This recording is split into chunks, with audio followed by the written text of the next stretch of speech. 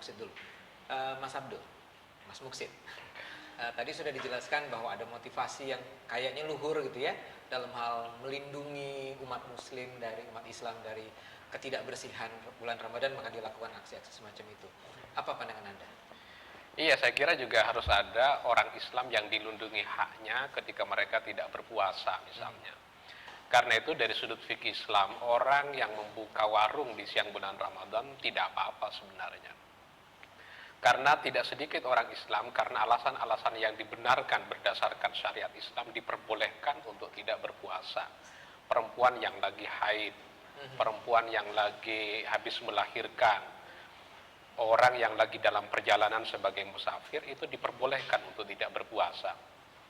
Kita bayangkan Bang Ade, kalau orang-orang yang punya hak untuk tidak berpuasa ini tiba-tiba tidak menemukan warung untuk makan, pastilah itu menjadi mudarat bagi yang bersangkutan. Itu sebabnya membuka warung di siang bulan Ramadan tidak masalah dari sudut fikih. Yang masalah itu adalah orang yang tidak ada alasan syar'i kemudian tidak berpuasa. Dan tidak berpuasa itu tidak ada kaitan langsung dengan warung yang buka. Bisa saja dia sendiri bawa roti dari rumah dan lain sebagainya. Ya, tapi kan akan ada argumen bahwa kalau dibiarkan adanya warung-warung buka pada siang hari, orang-orang semacam yang Anda sebut terakhir ini, orang-orang yang sebetulnya secara syar'i tidak berhak untuk tidak berpuasa akan terangsang untuk makan. Iya, itu menjadi ujian karena misalnya Nabi menyatakan as-saumu li wa ana ajzi bi, yang disebut sebagai hadis qudsi kan, bahwa puasa itu urusan manusia dengan Tuhannya. Ini adalah hakullah, bukan hakul adami. Karena itu soal puasa, orang melakukan atau tidak melakukan puasa lebih merupakan persoalan dia secara personal individual dengan Tuhannya. Tidak boleh negara masuk untuk mengatur persoalan puasa dan begitu seterusnya. Yang kedua, kalau memang ada aturan, tidak dengan sendirinya para aparatur swasta ini menjadi polisi misalnya untuk melakukan sweeping. Karena di dalam kitab-kitab fikih dinyatakan bahwa orang yang punya hak untuk melakukan penindakan, kalau itu dianggap sebagai kriminal, bukan aparatur swasta ini, tapi oleh aparat yang diberi wewenang oleh negara, misalnya aparat kepolisian. Jadi tidak dibenarkan bahwa orang yang mau melakukan sweeping itu di dalam kitab Ihya Ulumuddin misalnya disebutkan ayyakuna ma'dzunan. Jadi harus diberi izin oleh wali, oleh kepala negara. Kalau tidak mendapatkan izin dari itu tidak bisa.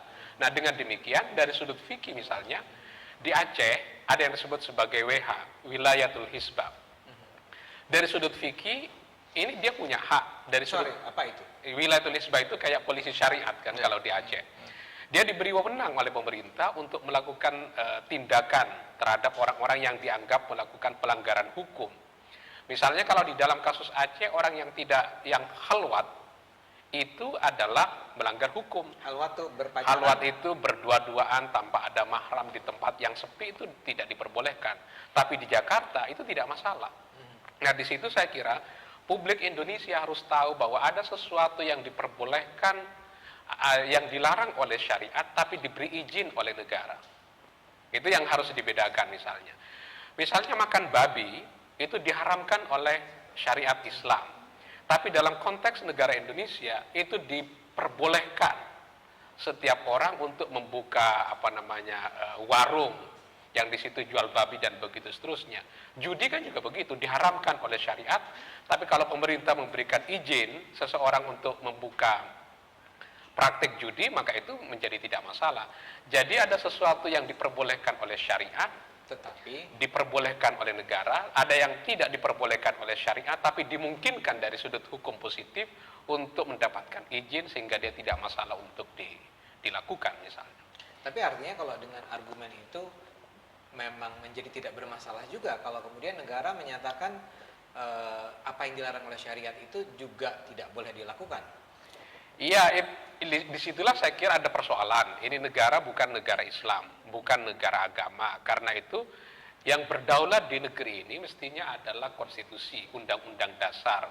Ada hukum-hukum positif yang berlaku di Indonesia. Dengan demikian ketentuan-ketentuan fikih, ketentuan cabang di dalam Islam tidak dengan sendirinya dia bisa dilaksanakan. Istilahnya tidak mulzim binafsihi. Tidak dengan sendirinya bisa dilaksanakan.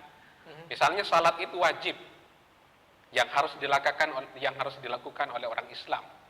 Negara kan tidak punya kewenangan untuk mengatur itu. Nah, dari sudut itu maka tidak ada hak misalnya bagi pemerintah, bagi aparat kepolisian untuk menindak orang yang tidak menyelenggarakan salat. Negara tidak punya otoritas untuk menindak orang yang tidak berpuasa. Karena itu yang perlu dilakukan adalah dakwah sebenarnya. Para mubalek, para dai-dai Islam ini harus berdakwah bahwa puasa itu adalah wajib. Itu yang harus dilakukan. Bahwa kemudian ada orang yang tidak berpuasa itu tidak kriminal, bukan merupakan tindakan kriminal dari sudut hukum. Tapi memang dalam syariat sendiri, oke, puasa itu wajib ya.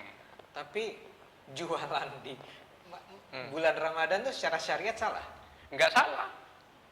Memang nggak ada juga aturannya? Enggak ada aturannya. Tidak ada pertimbangan fikih yang bisa dipakai bahwa orang jualan di siang bulan Ramadan itu adalah haram. Atas dasar apa? Karena belum tentu orang yang jualan itu tidak berpuasa.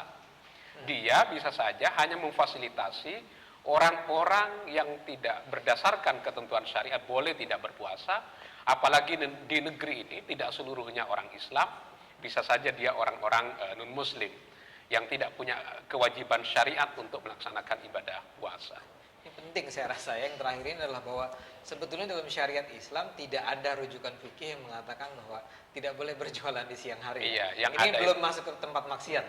Yang ada itu rujukan untuk berpuasa di siang bulan Ramadan. Ini pemirsa, ini kelihatan masih akan ada pembicaraan yang menarik berikutnya, tapi kita harus berhenti sebentar untuk komersial break.